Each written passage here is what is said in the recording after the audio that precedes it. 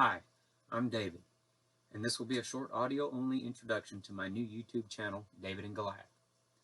I've been battling to retain liberty for many years now, exposing oppressive public official tyrants and their ignorance of the law, in particular their oath of office. This channel is directed mostly for the people of Texas, as that is where I live. However, most of what you will learn from this channel, if you do not live within the borders of Texas, can be done with a little thought and effort to obtain the same impact.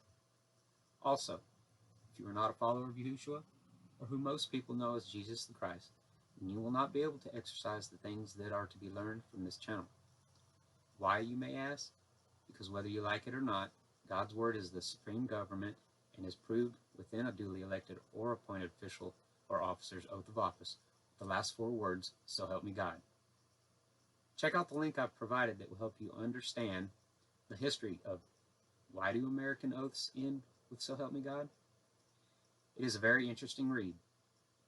This nation was built on the foundation that the Almighty Supreme Being, who most people know as God, was an integral part of the establishment of this great nation, and was even recognized as such many decades later, with the passing of Public Law 97-280, October 4th, 1982, 96 Stat 1211. Here in Texas, a duly elected or appointed official or officer cannot sit their respective office without acknowledging the Supreme Being. And that Supreme Being can be no other than that of the God of the Holy Bible, and is evidenced with their Article 16, Section 1, Texas Constitution, official oath of office, with the words, "So help me God." Acknowledging God acknowledges a higher law and power than that of man.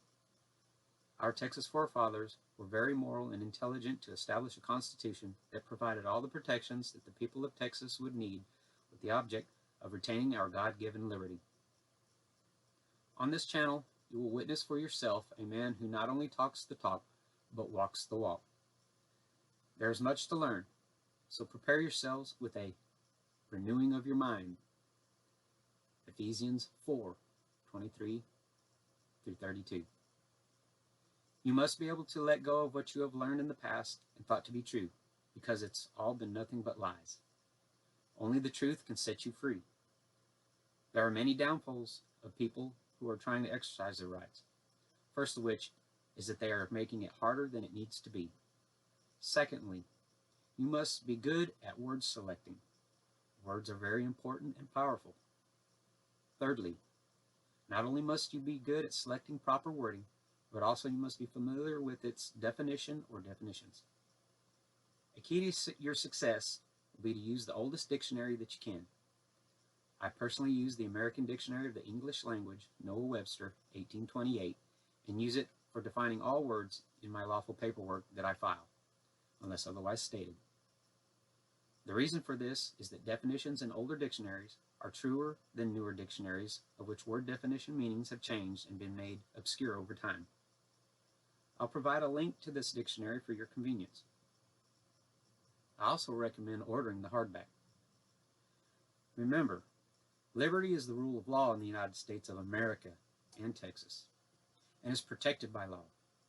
So your first homework will be to look up the definition of liberty and understand its true meaning.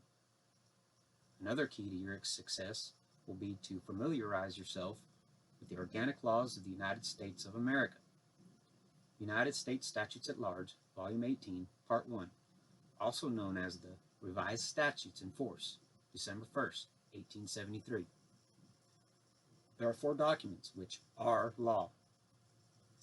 I'll provide a link to these as well. You will learn how to successfully file lawful declarations, terminations, and criminal complaint affidavits, all hinged on public servants' oath of office. Do not ask me to do any of these things for you. You must do them for yourself.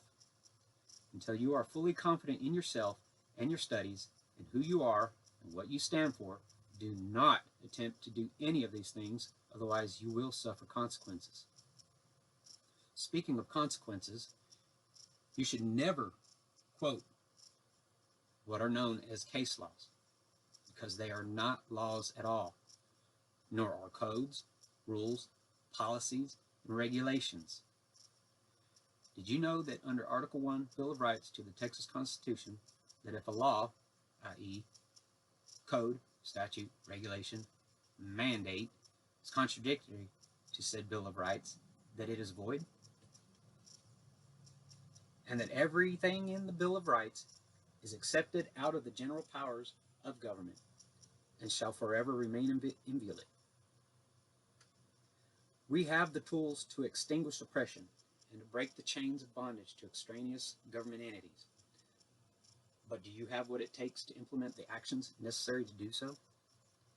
I pray that you do. Please, if you find this to be stimulating, then please subscribe to my channel and give it a thumbs up. You won't be sorry. Interesting topics in liberty are to come. I will start out slow and introduce you to the first simplest thing you can do to break the chains of bondage. Look for my first video post soon. Until then, stand fast, therefore, in the liberty wherewith Christ hath made us free, and be not entangled again with the yoke of bondage. Galatians 5:1.